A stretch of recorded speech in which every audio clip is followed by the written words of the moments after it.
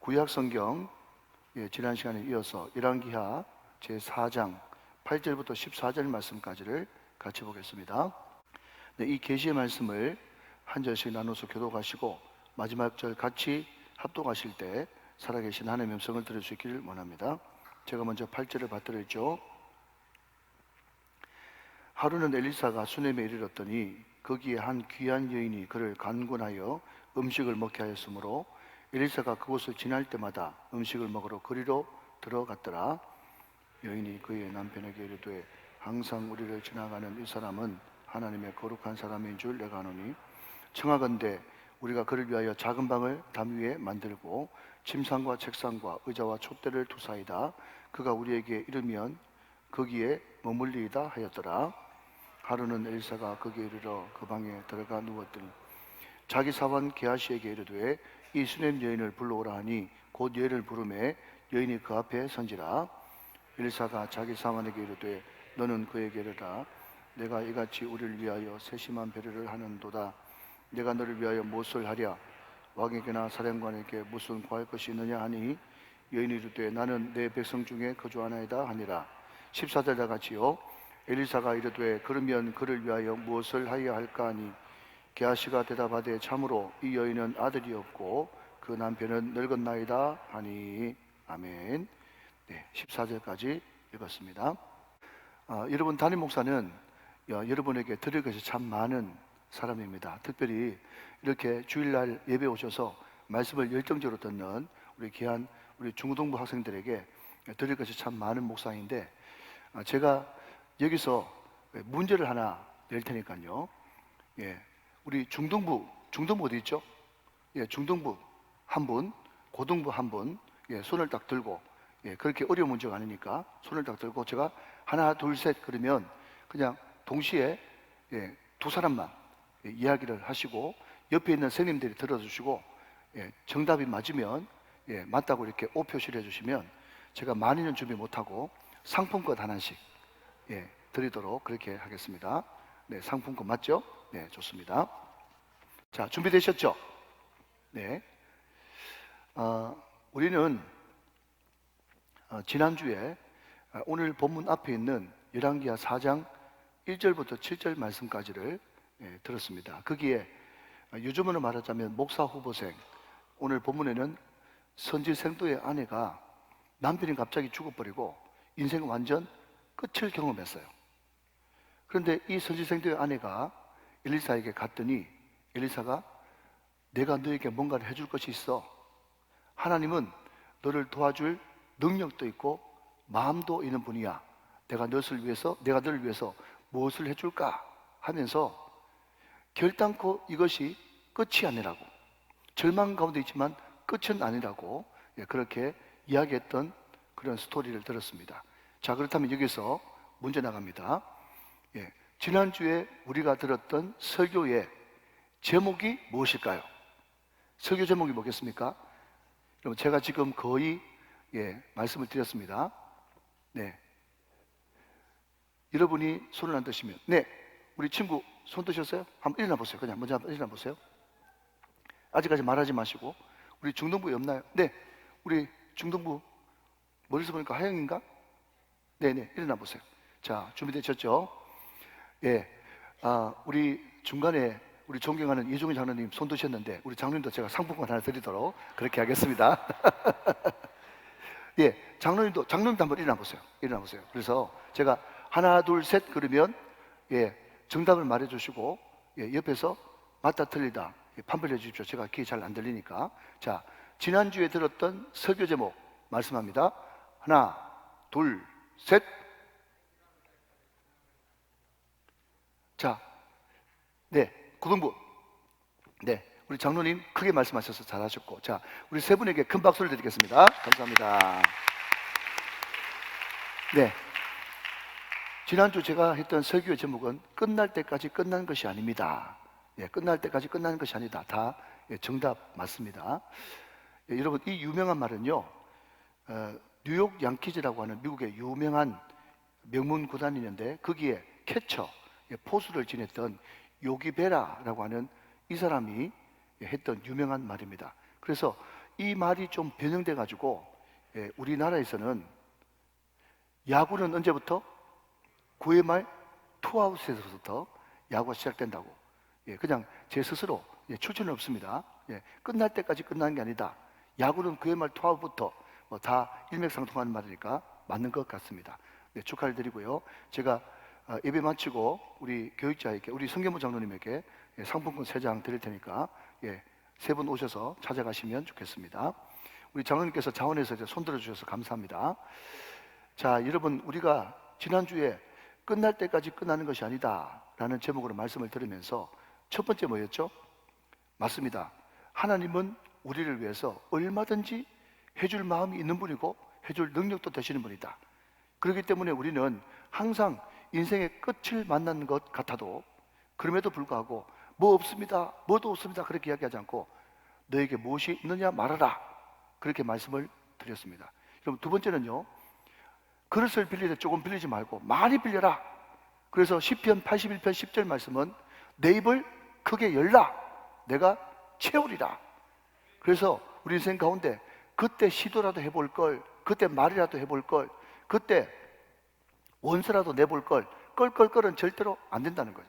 중요한 것은요, 내가 얼마나 믿음을 가지고 도전하느냐, 내 입을 넓게 여느냐, 그게 굉장히 중요하다 그랬습니다.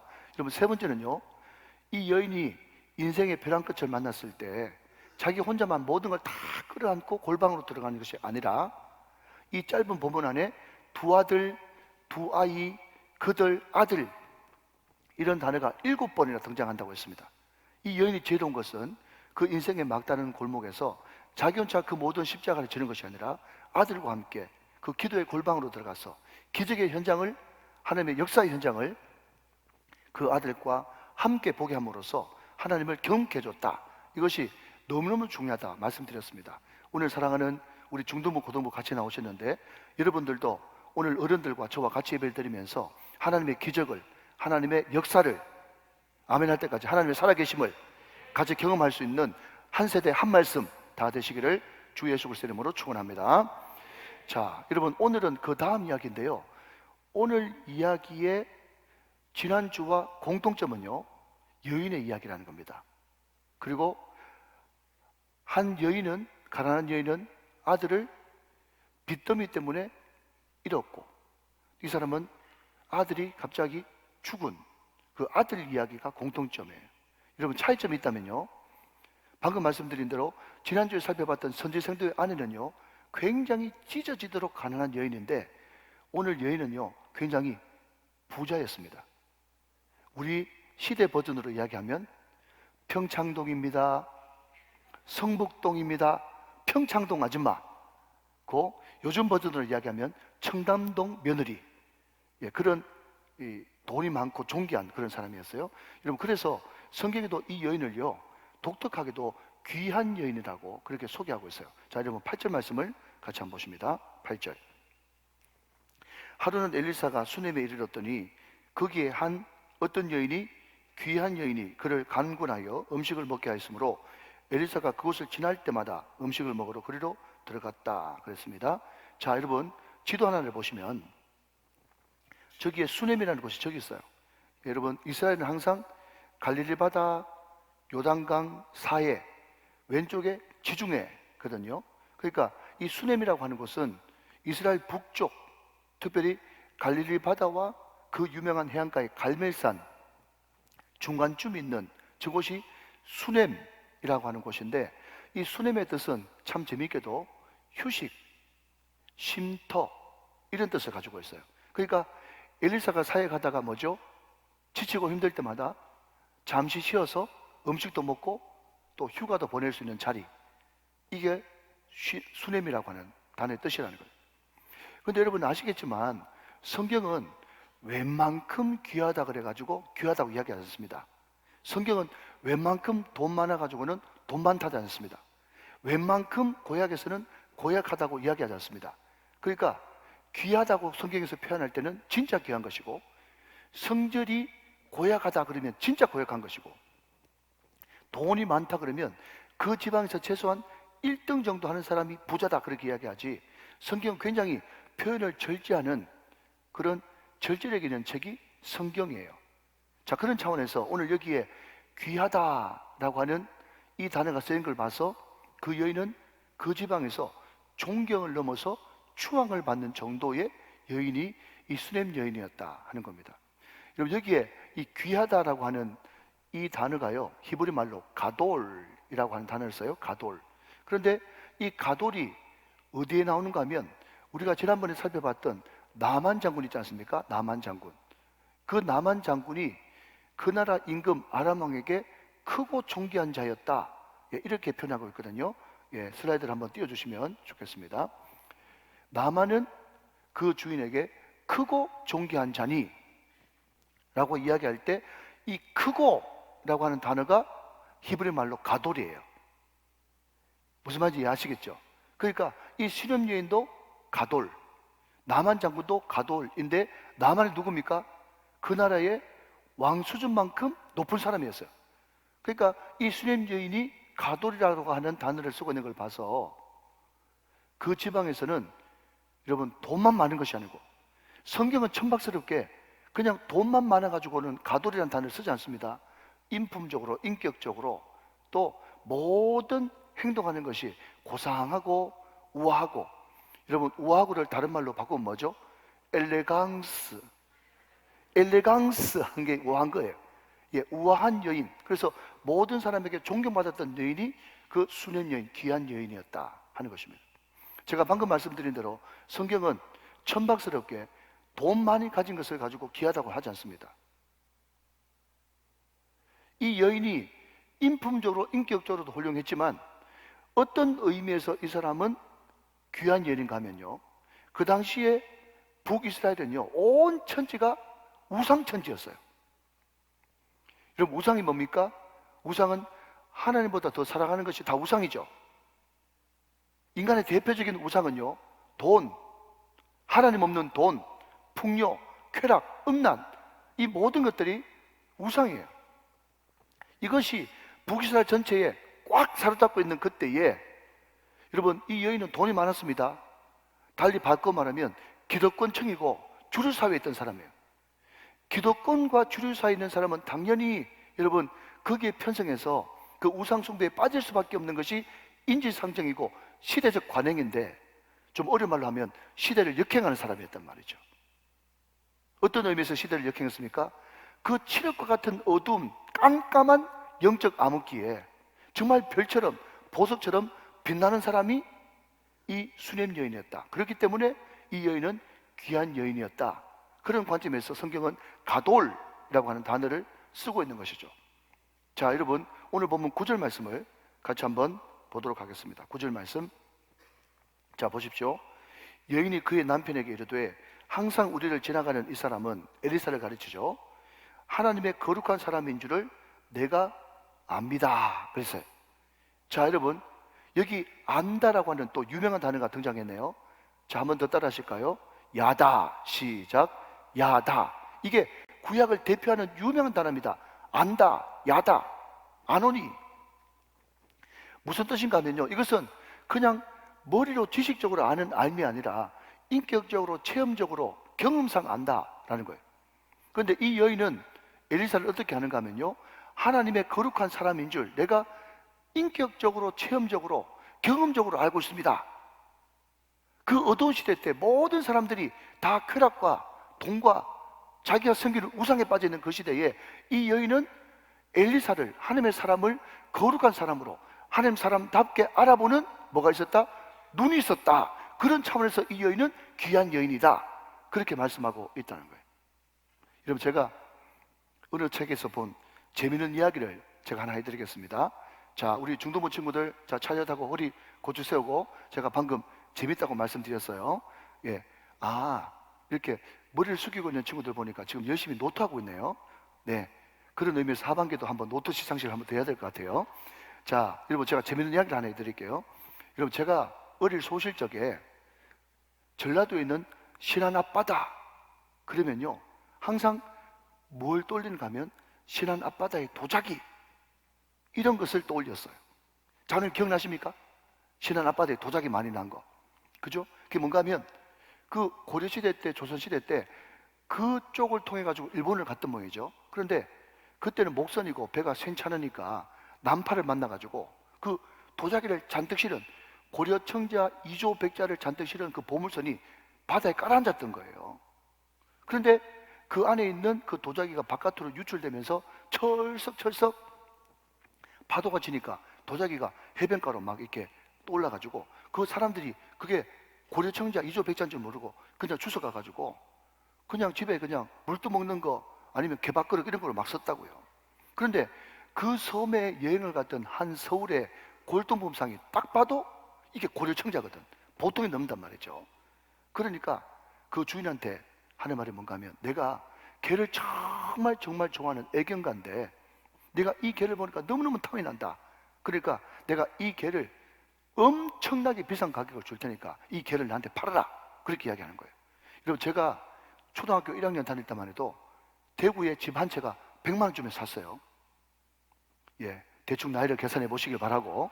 예, 100만 원쯤에 집 한 채 사는 그때인데 내가 이 100만 원을 줄 테니까 이 개 나한테 팔으라고 그렇게 이야기하니까 얼씨구나 좋다면서 그 주인이 100만 원 주고 그 개를 팔았단 말이에요.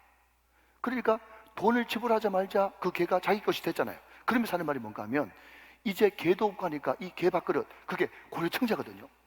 고려청자인데 이 개 밥그릇 내한테 주면 안 됩니까? 그렇게 이야기하니까 주인이 뭐라고 이야기했겠어요? 씩 웃으면서 하는 말이 이 고려청자 말이죠? 아는 거야. 아니 우리 시대 때 이야기 버전은 그 섬사람이 고려청자인지 모르고 그냥 무식하게 개 몇 푼 받고 고려청자가 그냥 줘버렸다. 이게 우리 버전이었는데요. 최근 들어서 보니까 시골 인심이 흉흉해졌더라고요. 그 주인이 하는 말이 뭔가 하면 이 고려청자 말이죠?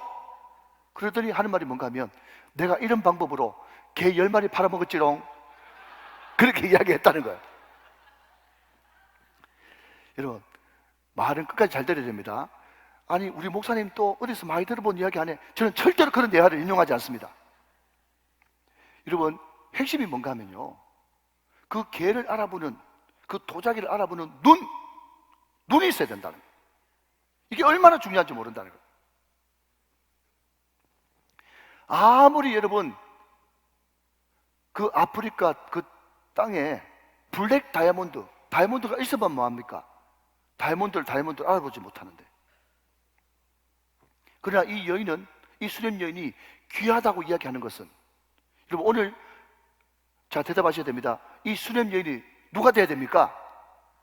내가 돼야 되는 거죠. 여러분 내가 정말 이 땅에 살면서 돈만 많은 것이 아니라 전박하게 말이죠. 돈 많은 것도 중요하지만 정말 여러분 우리가 많은 사람들에게 존경을 받고 추앙을 받고 정말 하나님 보시기에 가돌 그냥 귀하다고 크고 존귀한 자라고 인정받을 수 있는 것은요 우리가 다이아몬드를 알아볼 수 있는 도자기를 알아볼 수 있는 하나님의 거룩한 사람을 하나님의 거룩한 사람으로 알아볼 수 있는 눈 이게 중요하다는 거예요. 사랑하는 여러분 그런 눈을 달라고 기도하시는 여러분 되시기를 주님의 이름으로 축원합니다. 오늘 여기에 결혼하지 않는 우리 형제 자매들 같은 경우도 마찬가지라는 거예요. 많은 사람들이 여러분 신앙이 있다고 하면서도 결정적으로 결혼할 때 가서는 그 사람 어느 대학 나왔나 스펙이 뭐냐 직장이 뭐냐 거기에 모든 것이 매몰돼 가지고 사람을 사람으로 알아볼 수가 없는 거예요. 여러분 제가 정말 사랑하는 후배가 있는데요 이 후배가 소위 말해서 그 교회에서 쫓겨나왔어요. 그래서 다른 교회에서 지금 사역을 하고 있거든요. 그런데 이 후배가 다른 교회 가서 얼마나 신실하게 사역하고 그 사모님이 얼마나 좋은지 그러니까 이 교회는 사람을 제대로 알아볼 수 있는 눈이 없기 때문에 인재를 놓쳐버린 거예요. 사랑하신 여러분 사람을 사람답게 알아보고 물건도 물건대로 알아보고 귀한 것을 귀한 것으로 볼 줄 아는 눈이 있다는 것이 얼마나 소중한지 모른다는 것입니다. 사랑하는 우리 모든 청년들이 스펙만 보지 마시고 그 안을 볼 줄 아는 그 내면을 볼 줄 아는 그 본질을 볼 줄 아는 눈을 가져서 평생 행복한 복된 인간관계들이 다 되시는 우리 우정의 성도들이 다 되시기를 주님의 이름으로 축원합니다. 축복합니다. 자, 한 걸음 더 나가서 놀라운 사실 중에 하나는 뭔가 하면요 오늘 이 여인이 엘리사 선지자에게 꾸며준 방 있지 않습니까? 이 방에 물건들이 참으로 귀하더라 하는 것입니다.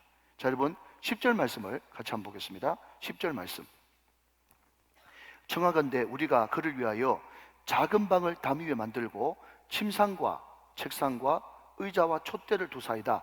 그가 우리에게 이르면 거기에 머물리이다 하는지라. 자, 여러분 좀 더 띄워놓으시고, 오늘 바뀐 성경, 우리가 지금 가지고 있는 개역 개정 성경에 보니까 작은 방을 담 위에 만들고, 작은 방을 담 위에 만들어. 좀 헷갈리죠? 무슨 말인지 잘 모르겠죠? 그래서 여러분, 이것을 새번역 성경이라고 하는 그 번역 버전을 보니까 작은 방을 담 위에 만든다. 담 위에 어떻게 방을 만들어요? 문제의식을 못 느끼는 사람도 이상하다. 예. 새번역 성경에는 이렇게 이것을 번역하고 있어요. 자, 보십시오. 옥상에 벽으로 둘러친 작은 다락방을 하나 만들었다. 이렇게 이야기하니까 충분히 무슨 말인지 알겠죠? 그러니까 그냥 대나무 비슷한 그런 나무로 얼기설기 그렇게 만든 게 아니라 옥상 위에다가 정식으로, 뭐 그게 요즘으로 말하면 콘크리트든지 아니면 흙이든지 황토방이든지 정식으로 방을 만들었다는 거예요. 이 수렘 여인이 엘리사 선지자를 위해서 한마디로 말하면 게스트하우스, 미션하우스를 만든 거죠. 그런데 그 작은 방에다 물건을 놔줬는데 거기에 침대와 탁자와 의자와 등잔을 갖추어 두었다는 거죠. 그런데 여러분 놀라운 것은요, 여기 등장하는 네 가지, 바뀌기 전 개정판으로는 침상, 책상, 의자, 촛대인데요, 여러분 이 물건들이 중요한 것은 하나같이 우리가 새벽마다 지금 배우고 있는 출애굽기에 보면 성전을 배우고 있지 않습니까? 성막을 배우고 있죠. 거기에 놓여진 물건과 원어가 하나도 틀리지 않고 똑같더라는 거예요. 여기 있는 모든 물건들이 뭐라고요? 출애굽기에 등장하는 성막 안에 있는 성물, 거룩한 물건과 원어가 틀리지 않고 똑같더라 하는 것입니다. 자, 한번 확인해 보겠습니다. 띄워주시죠. 여러분, 등잔이라고 하는 이 단어가 히브리 말로 메노라라고 하는 단어를 쓰는데, 여기에 등잔, 촛대가 등장하지 않습니까? 이것이 출애굽기에 등장하는 성막 안에 있는 금등잔, 등잔대 촛대와 똑같은 메노라라고 하는 단어를 쓰고 있다는 거죠. 여기에 등장하는 의자가 히브리 말로 키세라고 하는 단어를 쓰는데, 이 의자는요 어떤 뜻을 가지고 있는가 하면 영광의 자리, 보좌라고 하는 단어와 똑같아요.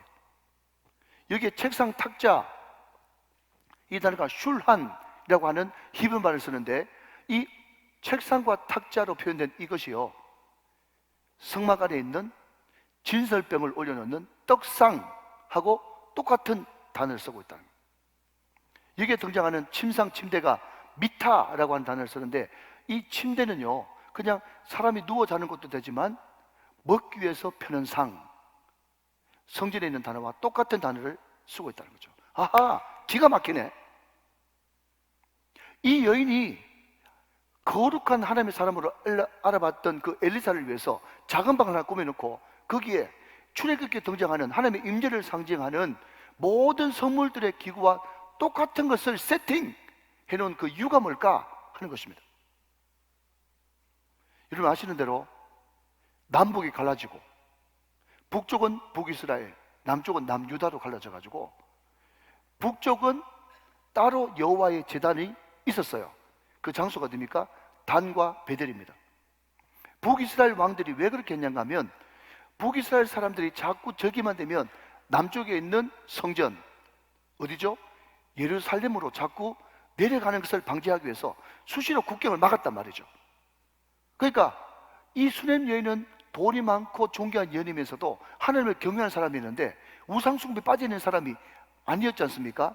그러니까 이 여인이 항상 가장 갈급한 것은 절기가 있을 때마다 성전에 있는 남, 유다, 예루살렘으로 가서 예배하는 것이 이 사람의 평생 소원이고 반드시 그렇게 해야만 되는데, 왕이 자꾸만 그 국경을 차단해가지고 예루살렘까지 내려가지 마라, 단과 베델에서 예배하면 되잖아 라고 했지만, 단과 베델의 그 제단은요 여호와의 제단이라고 이름을 붙였지만 거의 우상전과 같았기 때문에 거기서 예배할 수가 없었던 거예요.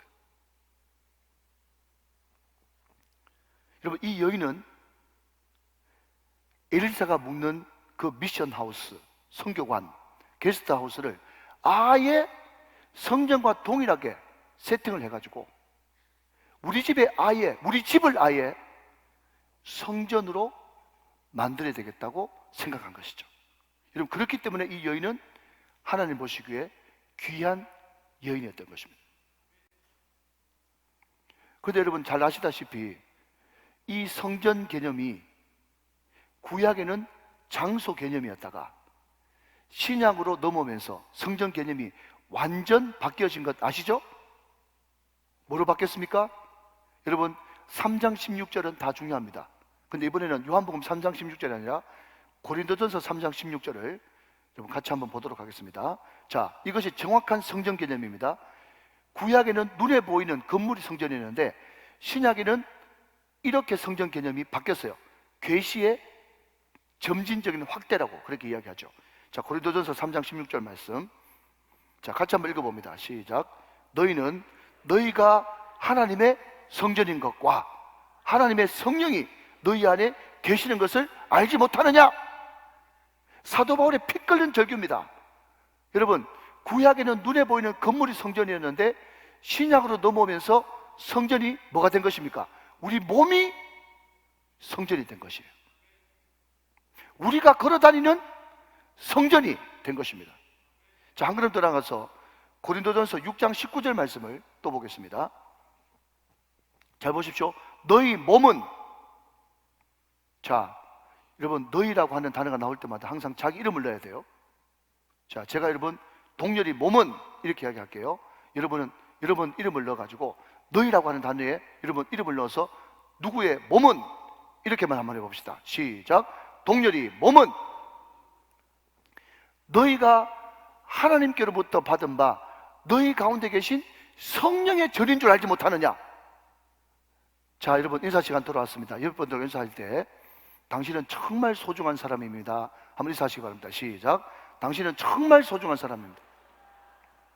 여러분 자체가 하나님의 형상으로 지음받은 창조물이기 때문에 정말 존귀한 사람이지만 그보다 더 실질적인 것은 여러분 안에 누가 계시기 때문에 여러분 안에 계시는 성령님 때문에 여러분이 존귀한 자고 소중한 사람인 것입니다. 여러분 이렇게 놀라운 이야기를 하는데도 놀라지 않으면 제가 깜짝 놀랍니다. 여러분 안에 누가 계시다고요? 성령이 계신단 말이죠. 우리 몸이 성전인 거예요. 여러분 그래서 마저 읽어야 되는 거예요. 그 뒤에 거 고린도전서 6장 20절 말씀까지 마저 읽습니다. 자, 앞을 보시면서 자, 그러므로 시작. 값으로 산 것이 되었으니 그런즉 너희 몸으로 하나님께 영광을 돌리라.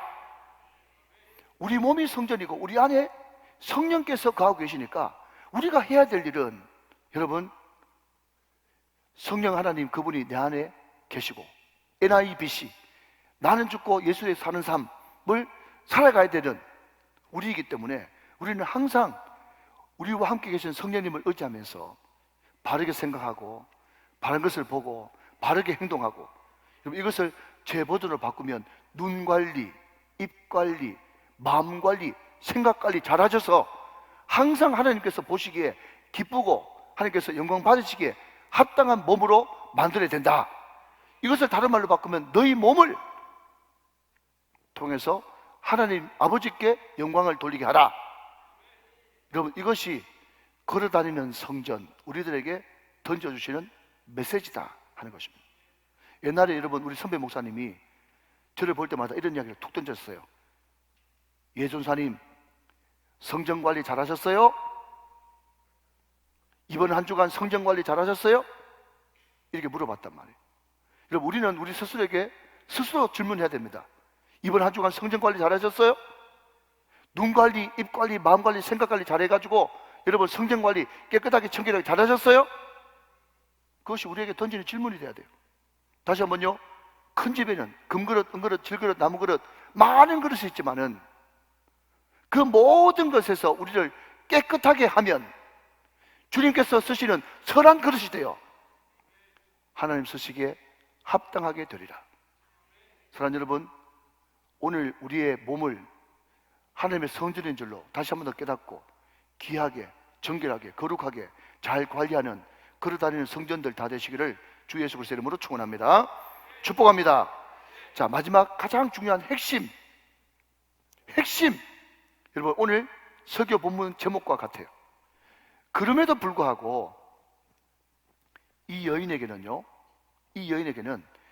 가진 자들만이 가지고 있는 결정적인 약점, 그게 뭘까요? 깊이, 뜨거움, 간절함, 열정, 이런 것들이 여러분 어쩔 수 없이 이 사람이 고난을 안 겪고 많이 가지고 있기 때문에 그런 결점들을 가질 수밖에 없었던 것 같습니다. 이게 굉장히 중요한 포인트거든요. 자, 여러분 13절 말씀 한번 보시면 엘리사가 말이죠, 자기를 환대해주고 섬겨주는 이 여인이 너무 고마워가지고 똑같이 여러분 지난주에 선지생도의 아내에게도 그런 말을 했고 이 여인에게도 똑같이 내가 너를 위해서 무엇을 하랴 이렇게 질문하고 있죠. 이 말을 바꾸면 내가 너를 얼마든지 도와줄 수 있어. 내가 너를 위해서 할 수 있는 것이 있어. 하나님의 사람은 도와줄 능력도 있고 도와줄 마음도 있는 거야 하면서 무엇이 필요하냐 그렇게 이야기를 했어요. 그랬더니 여러분 시간 없기 때문에 중간 생략하고 이 여인이 이렇게 대답했습니다. 자, 여러분 빨간색 저와 같이 한번 읽어볼까요? 시작. 나는 내 백성 중에 거주하나이다 하니라. 이 말이 무슨 말인가 하면 나는 부족한 것도 없어요. 나는 아쉬운 거 전혀 없어요. 나 다 있어요. 다 있어. 그렇게 이야기했다는 거예요. 여러분 물론 이것이 자족하는 마음이기 때문에 참 고상하고 엘레강스, 우아하나 분명한 것은요, 절대로 제가 아는 하나님은 인간에게 모든 것을 다 주시는 분이 절대 아닙니다. 저는 한 번도 그런 사람을 만나본 적이 없어요. 제가 확신한 것은요, 세상에 어떤 사람도 모든 것을 다 가진 사람은 없습니다. 돈 있고 건강 없든지, 건강 있고 자식 애먹이든지, 여러분 다. 그래서 옛날 어른들이 그랬잖아요. 50평 사는 사람은 50평짜리 걱정이 있고 60평 사는 사람은 60평짜리 걱정이 있다고. 그 누가 말을 했던가. 다 가진 사람 없습니다. 이 여인이 자족해가지고 나는 내 백성 중에 거주하나이다. 난 충분히 다 있습니다. 부족한 것이 없습니다. 그렇게 이야기를 해요. 여러분 제가 한 번씩 신방 가보면요, 어떤 집 한 100집에 한 점 정도는 집사님 그래 오랜만에 담임 목사가 신방 왔는데 기도 제목이 있을까요? 그렇게 물어보면요, 그 집사님이 하는 말이 뭔가 하면 목사님 우리 집에는 기도 제목 딱히 없어요. 그렇게 이야기해요. 너무 감사하죠. 근데 여러분 목사 마음이 참 요상합니다. 그럴 것 같으면 내 말고 불렀노? 이런 생각이 들면서 있을 낀데 이런 생각이 딱 드는 거예요. 왜냐하면 다 알거든요. 기도 제목 없는 집은 없다니까요. 그런데 없대. 죄송합니다. 잘났다. 여러분 그런 집이 여러분 100집에 200집에 하나 있을 수 있어요. 근데 여러분 정말 없었습니까? 아니죠.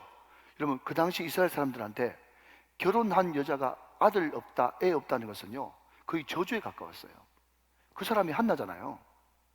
문화적 배경을 잘 살펴보면 말이죠, 아들 없다는 것은 크나큰 결점이거든요.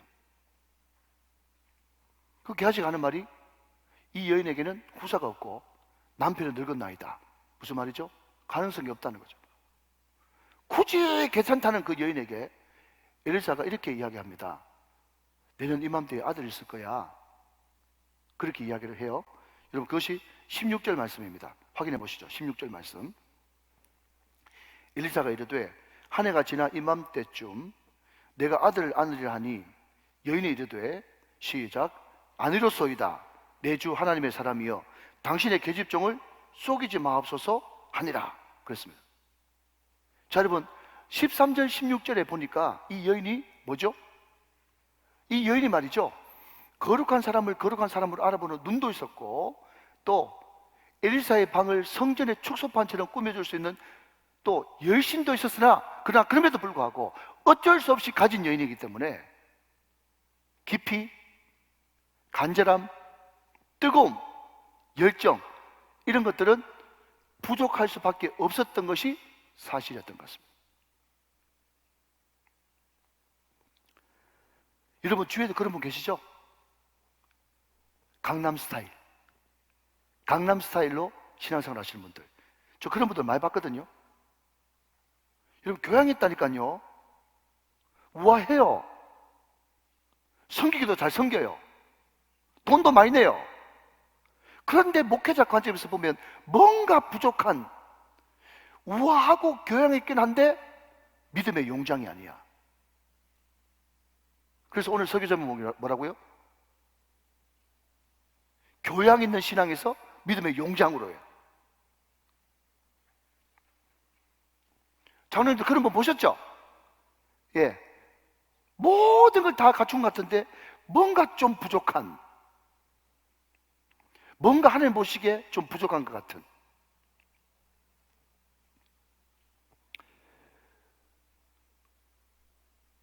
여러분, 그 여인에게 중요한 것은 그 여인이 별로 원하지도 않았는데 엘리사가 그 여인에게 아들을 선물로 줬다는 거예요. 이것을 여러분 전문용어로 인문학에서는 한번 따라해 보실까요? 대박. 대박 터진 거예요. 대박. 아, 이 여인이 유일하게 가진 약점이 있다 그러면 애가 없었는데 애까지 가지게 됐으니까 대박 터진 거예요. 그럼 여러분, 참 성령이 하는 것은 이 여인이 그렇게 대박 터졌으면 이 애가 났을 때 얼마나 기뻤는지, 얼마나 크게 잔치했는지 그 기쁜 스토리를 막 적어놔야 되겠잖아요. 그런데 오늘 성경은 그 기쁜 스토리를 전혀 적지 않고 거두절미해버리고 그 아이가 갑자기 아이고 머리야, 아이고 머리야. 그래서 많은 학자들이 이 아이가 일사병이었을 것이다. 그 당시 일사병으로 제일 많이 죽었대. 고대 근동에. 그래, 아버지 머리 아파요 그랬더니 엄마한테 가봐라 그랬더니 이 아이가 엄마 무릎에서 죽어버렸어. 여러분, 참 희한합니다. 잘 들으십시오. 오늘 여러분 주제의 핵심이에요. 누가 달라 했나? 아들을. 엘리사가 아무 기대감도 없는 사람한테 와가지고 내년 이맘쯤 때쯤에 아이가 있을 것이다. 하나님이 하나님의 선제를 통해서 줬으면 지켜주든지 잘 크게 하시든지 축복의 통로 만드시든지 그렇게 해야 되는데 또 애가 죽는 건 또 뭔지 이해가 안 되는 거예요. 여러분, 시간 아끼기 위해서 이제 결론 맺습니다. 하나님은 왜 이렇게 하시냐 말이죠. 하나님은 언제 줬다가 언제 뺏었다가. 여러분, 금요일 들어보셨죠? 그렇게 여러분 북한 선교 탈무부민들을 위해서 헌신하면은 그냥 형통함으로, 만사형통으로 칭찬해주고 격려해줘도 모자라는데 한국 사람이 그 중국 감옥에 거기 가가지고 몇 달 동안 쪼리 앉게 가시고 감옥에 2년 4개월 동안 있게 하시고 또 풀어주시는 것도 뭐고, 왜 이런 복잡한 프로세스 절차를 거치게 하시느냐 하는 것입니다.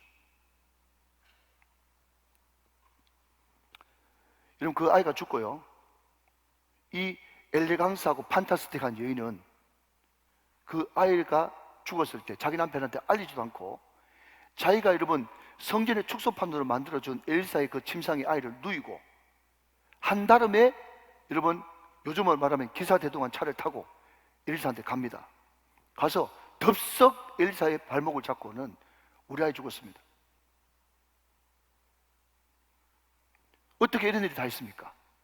하면서 이렇게 고백합니다. 자, 여러분 30절 말씀 한번 보시죠. 30절 말씀 보십시오. 아이의 어머니가 이르되 여호와께서 살아계심과 당신의 영혼이 살아계심을 두고 맹세하노니 내가 당신을 떠나지 아니하리이다. 엘리사가 이에 일어나 여인을 따라갔다 그랬어요. 여러분, 무슨 말인가 하면요, 제가 다 압니다. 제가 좀 이런 사람들을 알아요. 이 여인이 자기 아들이 안 죽었으면 엘리사한테 한 달음에 달려가가지고 바지가랑이 붙들고 늘어지고, 아 그래, 그런 일이 있었어, 난 몰랐는데 우리 게하시가 대신 갈 거야, 그렇게 이야기할 때 이 여인이 한때 말이 뭔가 하면 게하시 가지고는 안 됩니다, 당신이 반드시 가셔야 됩니다 하면서 여러분 비장한 단어입니다. 여호와의 살아계심과 당신이 혼을 두고 맹세하노니 당신이 반드시 가셔야 됩니다. 여러분, 이 여인은요 아들 안 죽었다 그러면 절대로 이렇게 할 수 있는 여자가 아닙니다. 제가 압니다. 여러분, 고상하고 교양 있고 엘레강스한 사람들은요 절대로 이렇게 거친 행동을 못하게 돼 있어요. 무엇 때문에? 아들이 죽는 절박함, 그 과정이 있었기 때문에 이 여인이 이렇게 절박하고 깊이 있고 새로운 차원의 하나님을 만날 수 있었다는 것입니다. 그렇다면 다시 돌아와서 하나님은 도대체 왜 그렇게 하시느냐, 왜 그렇게 하시느냐? 왜 하나님은 복잡한 절차와 프로세스를 거치게 하시느냐? 야고보서 1장에는요 명확한 주석을 야고보서 1장 2절부터 4절까지 우리들에게 정의하고 있습니다. 짭을 보시면서 야고보서 1장 2절부터 4절까지 보십시오. 내 형제들아, 너희가 여러 가지 시험을 당하거든 온전히 기쁘게 여기라. 3절, 이는 너희 믿음의 시련이 인내를 만들어내는 줄 너희가 알미라. 자, 여러분 4절 말씀 핵심입니다. 같이 한번 읽어보죠. 시작. 인내를 온전히 이루라. 이는 너희로 온전하고 구비하여 조금도 부족함이 없게 하려 함이라 그랬어요.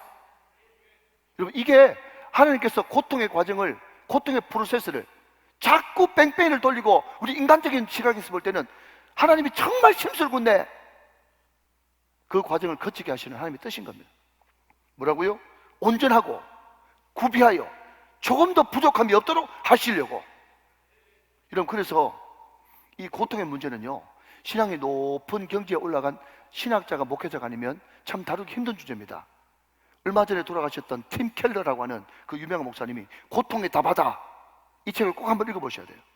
팀 켈러의 고통의 답하다, 이 고통 문제를 다뤘고요. 20세기 최고의 여러분 기독교 작가라고 하는 C.S. 루이스가 고통이라고 하는 책을 썼어요. 굉장히 어려운 책이에요. 그리고 우리나라의 대표적인 설교가였던 고옥하는 목사님이 인생 말년, 목회 말년에 욥기 강해를 함으로써 이 고통에 대해서 성경적으로 정의를 내려줬어요.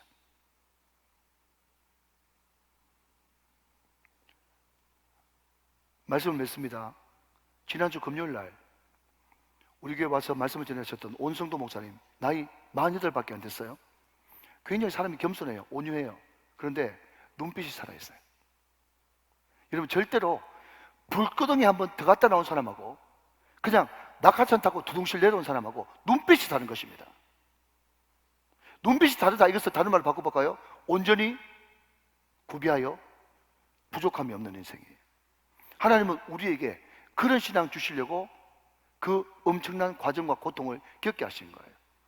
여러분, 우리가 볼 때는 이 여인이 정말 교양도 있고 열심도 있고 여러분 우아하고 헌금도 많이 하고 정말 좋은 교인 아닙니까? 그런 교인을 만나보기 힘들어요. 그런데 목회자들은 그런 사람들을 볼 때 이 권사님이, 이 집사님이 2% 부족하구나, 2% 부족하구나. 2%가 뭐죠? 열정, 깊이, 뜨거움, 간절함. 2% 부족해요. 잘 들으십시오 여러분, 마지막입니다. 우리가 볼 때는 2% 부족한 거지만 하나님 보시기에는요 98% 부족한 거예요. 아시겠습니까 여러분? 잘 들으셔야 됩니다. 우리가 볼 때는 조금만 더 깊이만 더 있으면 2% 부족한 것 같지만 하나님 보시기에 그이는 98% 부족했다고. 하나님에 대한 뜨거움, 간절함, 깊이, 열정, 주님 앞에 납작업 뛰는 겸손, 이거 없으면요 신앙생활 헛것한 거나 마찬가지입니다. 하나님은 신앙생활의 가장 중요한 그것을 그 여인에게 가르쳐 주기 위해서 그렇게 엄청난 과정과 복잡함과 프로세스를 거치게 하신 거예요. 사랑하는 여러분, 하나님의 사람을 하나님의 사람으로 알아보는 거룩한 눈을 갖게 되시기를 주님의 이름으로 축원합니다. 오늘 여러분들이 걸어다니는 성전이라고 생각하시고 입 관리, 눈 관리, 마음 관리, 생각 관리 잘 하시기를 주님의 이름으로 축원합니다. 여러분, 우리의 신앙이 뜨뜻미지근한 그런 교양 있는 신앙에서 머물지 않고 정말 깊이가, 열정이, 간절함이, 주님을 향한 겸손이 더해지는 그런 신앙이 되셔서 주님께서 주시는 진정한 감기축, 간증과 기적과 축복의 주인공이 되길 바라며, 꼭 여러분 명심할 것은요, 전도 없는 부흥은 허상입니다. 마지막입니다. 전도 없는 부흥은 허상입니다. 눈물과 피와 땀이 없는 여러분 영적 선숭은 허상입니다. 노력 없는 성공은 허상입니다. 반드시 과정을 거쳐서 감격의 주인공으로 우뚝 서는 저와 여러분 되시기를 주 예수 그리스도 이름으로 축원합니다.